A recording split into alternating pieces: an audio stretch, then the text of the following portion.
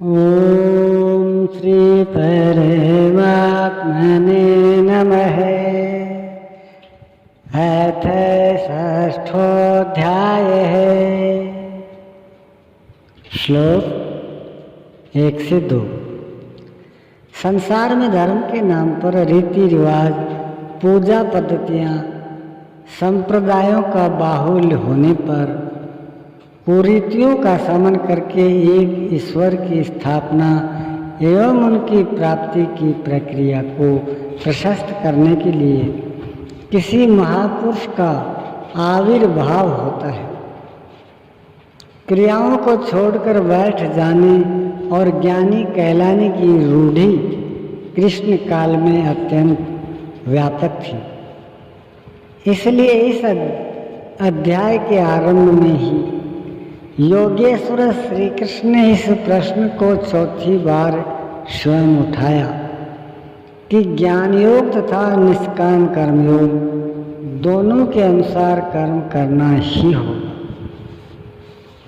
अध्याय 2 में उन्होंने कहा, अर्जुन, क्षत्रिय के लिए युद्ध से बढ़कर कल्याणकारी कोई रास्ता नहीं है। इससे युद्ध में हारोगे तो भी देवत्व है और जीतने पर महामहिम स्थिति ही है।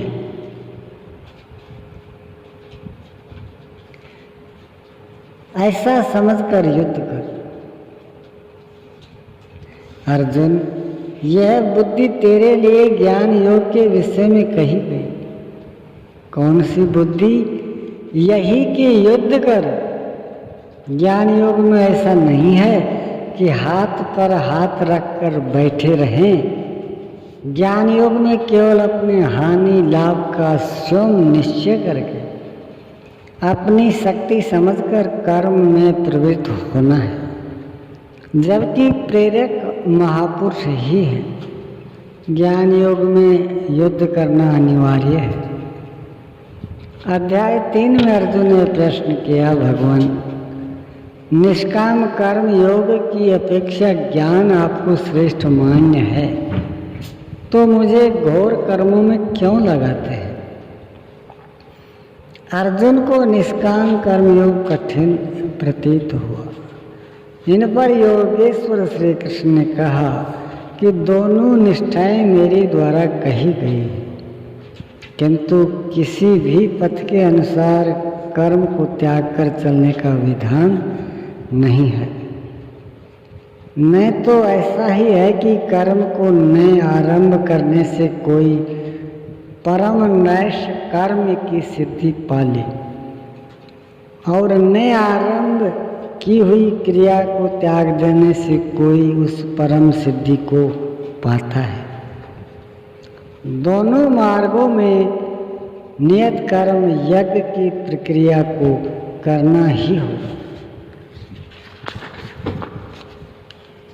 अब अर्जुन ने भली प्रकार समझ लिया कि ज्ञान मार्ग अच्छा लगे अथवा निष्काम कर्म योग, दोनों दृष्टियों से कर्म करना ही है। फिर भी 5वें अध्याय में उसने प्रश्न किया कि फल की दृष्टि से कौन श्रेष्ठ है, कौन सुविधाजनक है? श्री कृष्ण ने कहा, अर्जुन, दोनों ही परम श्रेय को देने वाले हैं। एक ही स्थान पर दोनों पहुंचाते हैं। फिर भी सांख्य की अपेक्षा निष्काम कर्मयोग श्रेष्ठ है, क्योंकि निष्काम कर्म का आचरण किए बिना कोई सन्यासी नहीं हो सकता। दोनों में कर्म एक ही है।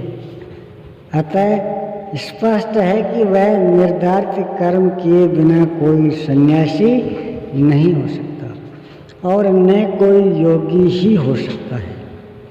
केवल इस पर चलने वाले पथिकों की 2 दृष्टियां हैं जो पीछे बताई गई है।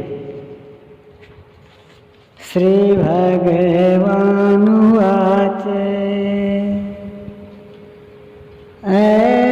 ऐनाश्रितः कर्मण्येव